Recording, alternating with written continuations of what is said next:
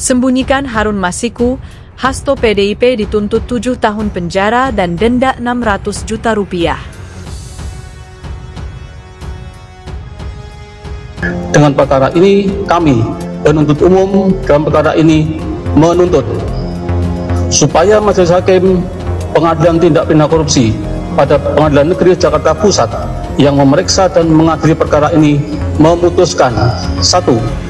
Menyatakan terdakwa Hasto Kristianto telah terbukti secara sah dan meyakinkan menurut hukum bersalah melakukan tindak pidana mencegah atau merintangi secara langsung atau tidak langsung penyidikan perkara korupsi sebagaimana diatur dan diancam pidana dalam pasal 21 Undang-Undang RI nomor 31 tahun 1999 tentang pemberantasan tindak pidana korupsi sebagaimana telah diubah dengan Undang-Undang RI nomor 20 tahun 2001 tentang perubahan atas Undang-Undang RI nomor 31 tahun 1999 tentang pemberantasan tindak pidana korupsi junto pasal 65 ayat 1 KUHP sebagaimana dakwaan ke-1. 2. Menyatakan terdakwa Hasto Kristianto telah terbukti secara sah dan meyakinkan menurut hukum bersalah melakukan tindak pidana korupsi secara bersama-sama melanggar pasal 5 ayat 1 huruf A Undang-Undang RI nomor 31 tahun 1999 tentang pemberantasan tindak pidana korupsi sebagaimana telah diubah dengan Undang-Undang RI nomor 20 tahun 2001 tentang perubahan atas Undang-Undang RI nomor 31 tahun 1999 tentang pemberantasan tindak pidana korupsi junto pasal 55 ayat 1 ke 1 KUHP junto pasal 64 ayat 1 KUHP sebagaimana dakwaan kedua alternatif pertama. 3. Menjatuhkan pidana terhadap terdakwa Hasto Kristianto dengan pidana penjara selama 7 tahun dan pidana denda sebesar 600 juta rupiah subsidiar pidana kurungan pengganti selama 6 bulan. 4. Menetapkan masa penahanan yang telah dijalani oleh terdakwa dikurangkan seluruhnya dari pidana yang dijatuhkan. Rekan pers, jadi kita sudah mendengarkan bahwa saya dituntut 7 tahun dan apa yang terjadi ini sudah saya perkirakan sejak awal. Ketika saya memilih suatu sikap politik untuk memperjuangkan nilai-nilai dan demokrasi, memperjuangkan hak kedaulatan rakyat, memperjuangkan pemilu yang jujur dan adil, serta memperjuangkan supremasi hukum agar hukum tidak digunakan sebagai alat kekuasaan. Sejak awal saya sudah memperhitungkan risiko-risiko terhadap kriminalisasi hukum oleh kekuasaan. Meskipun hal tersebut tadi tidak diakui, tetapi fakta-fakta menunjukkan bahwa dari suara-suara civil society menunjukkan mereka yang kritis saat itu memang ada suatu tekanan dengan menggunakan hukum sebagai alat kekuasaan. Ketika pertama kali saya datang dan mendengar informasi bahwa ada suatu kriminalisasi melalui proses daur ulang yang ditujukan atas perkara yang sudah inkrah ini terhadap saya, maka sejak awal saya mengatakan bahwa saya akan menghadapi segala sesuatunya dengan kepala tegak. Karena kebenaran adalah kebenaran dan tidak ada motif. Sejak awal terbukti dari keterangan-keterangan saksi di persidangan ini maupun di dalam persidangan pada tahun 2020 terkait dengan keterlibatan saya.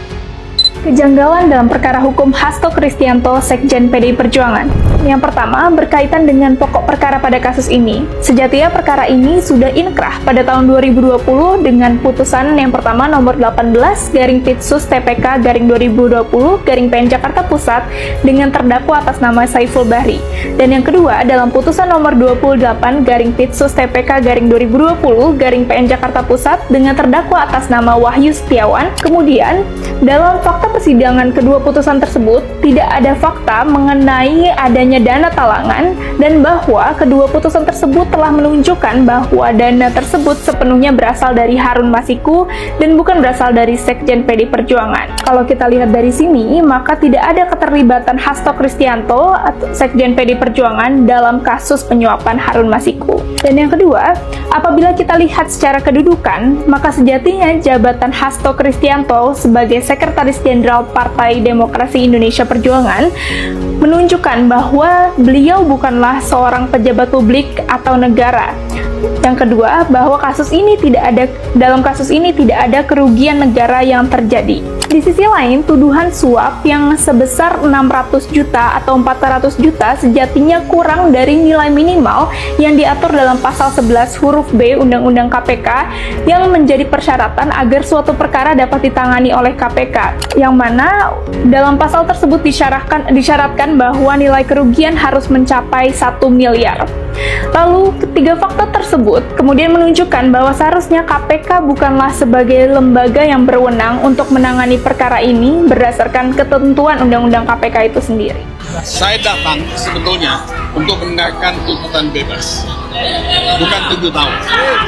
Karena jaksa penuntut umum pada dasarnya menurut hukum bisa meminta terdakwa untuk dibebaskan.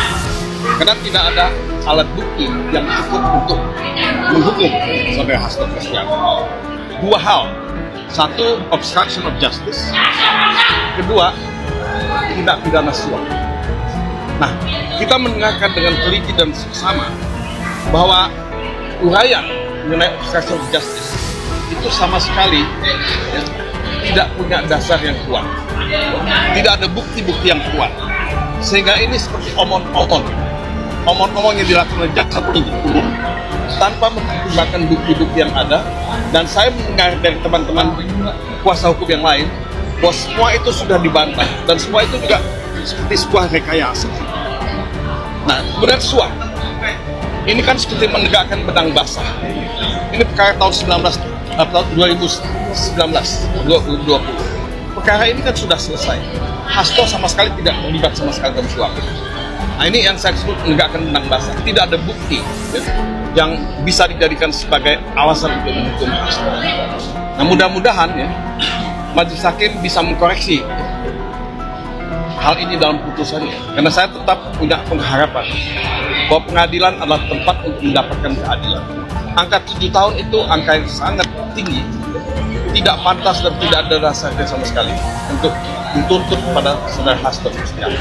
Bukan partai, terutama menjatuhkan Hasto, karena dialah yang dianggap sebagai batu sandung ya, dari kegiatan-kegiatan atau permintaan-permintaan dari Jokowi dan seterusnya. Saya kira begitu yang bisa kami sampaikan.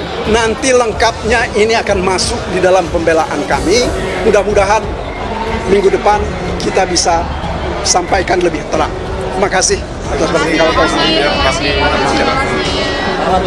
saya dituntut 7 tahun dan apa yang terjadi ini sudah saya perkirakan sejak awal.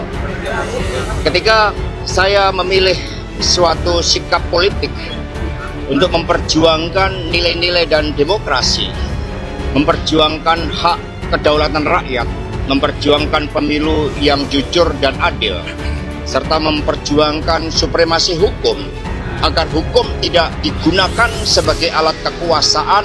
Sejak awal saya sudah memperhitungkan risiko-risiko terhadap kriminalisasi hukum oleh kekuasaan. Meskipun hal tersebut tadi tidak diakui, tetapi fakta-fakta menunjukkan bahwa dari suara-suara civil society menunjukkan mereka yang kritis saat itu memang ada suatu tekanan dengan menggunakan hukum sebagai alat kekuasaan. Ketika pertama kali saya datang dan mendengar informasi bahwa ada suatu kriminalisasi melalui proses daur ulang yang ditujukan atas perkara yang sudah inkrah ini terhadap saya, maka sejak awal saya mengatakan bahwa saya akan menghadapi segala sesuatunya dengan kepala tegak. Karena kebenaran adalah kebenaran dan tidak ada motif. Sejak awal terbukti dari keterangan-keterangan saksi di persidangan ini maupun di dalam persidangan pada tahun 2020 terkait dengan keterlibatan saya. Dan kepada seluruh jajaran kader anggota simpatisan PD Perjuangan untuk tetap tenang, percaya pada hukum, meskipun hukum sering diintervensi oleh kekuasaan, percayalah bahwa kebenaran akan menang dan sikap yang saya lakukan sejak awal sudah saya kalkulasi risiko politiknya. Apabila kita melihat dalam proses pembuktian, yaitu khususnya dalam alat bukti, sebagaimana dinyatakan pasal 1 angka 27 KUHP, keterangan saksi adalah salah satu alat bukti dalam perkara pidana yang berupa keterangan dari saksi mengenai suatu peristiwa pidana yang ia dengar sendiri, ia lihat sendiri, dan ia alami sendiri dengan menyebut alasan dan pengetahuannya itu. Namun, sampai saat ini, saksi-saksi yang dihadirkan kebanyakan merupakan saksi testimonium de auditu, yaitu saksi yang tidak mendengar, melihat, atau mengalami sendiri. Dalam penerapannya, testimonium de auditu ini harus diaplikasikan dengan asas unus testis nullus testis, yaitu bahwa satu saksi bukanlah saksi.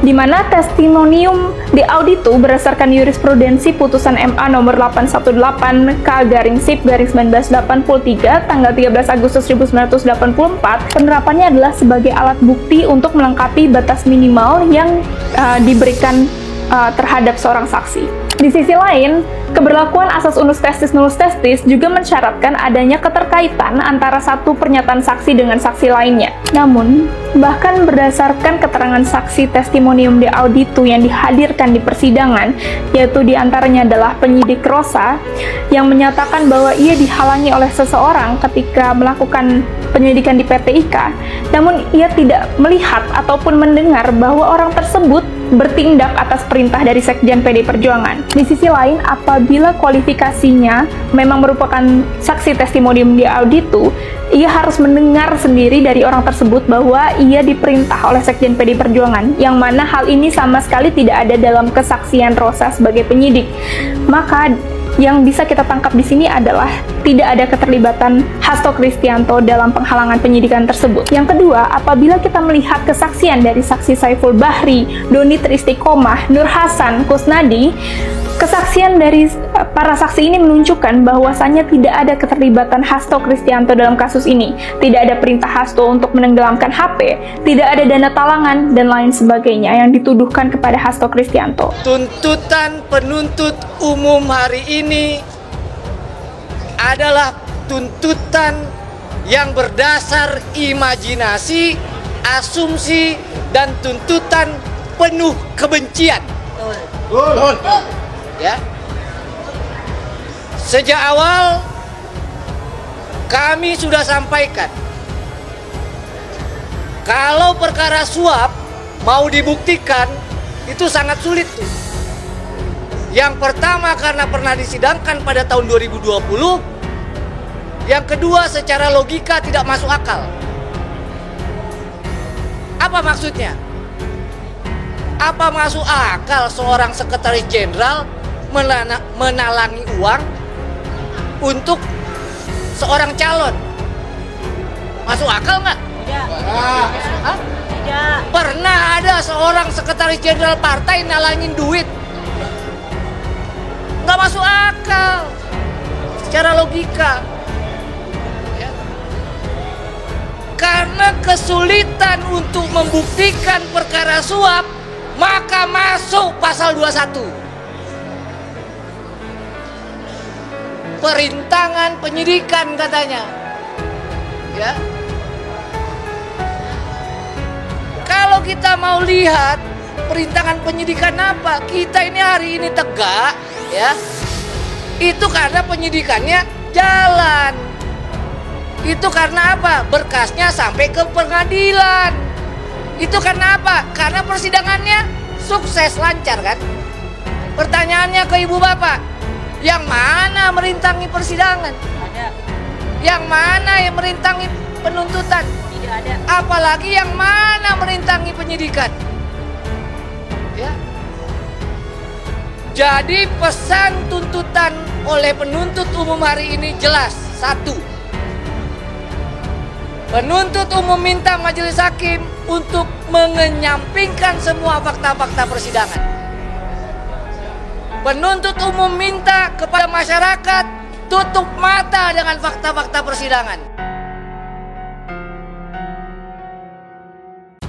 Sekretaris Jenderal, Sekjen, PDI Perjuangan Hasto Kristianto dituntut hukuman 7 tahun pidana penjara oleh Jaksa Penuntut Umum, JPU, pada Komisi Pemberantasan Korupsi (KPK).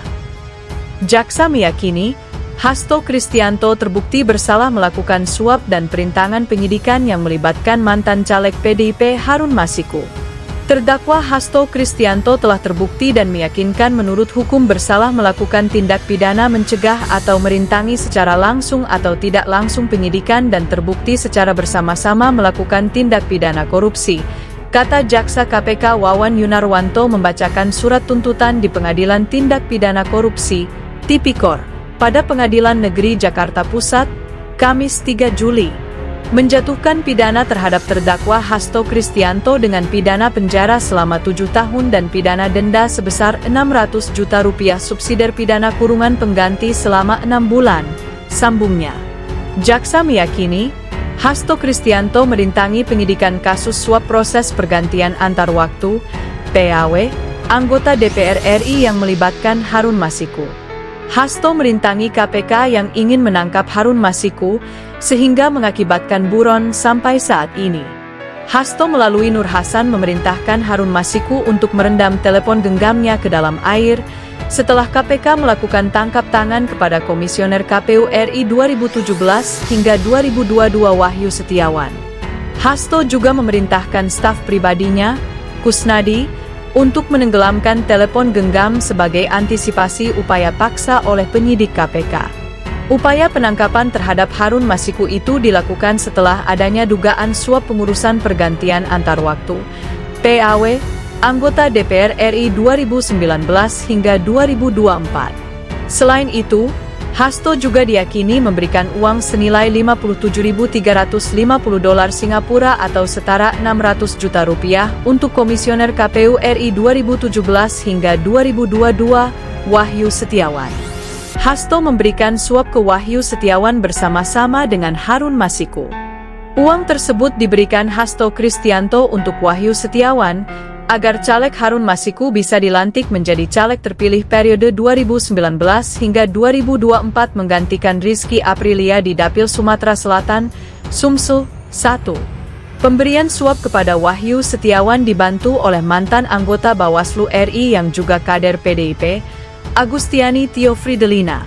Sebab, Agustiani memiliki hubungan dekat dengan Wahyu Setiawan.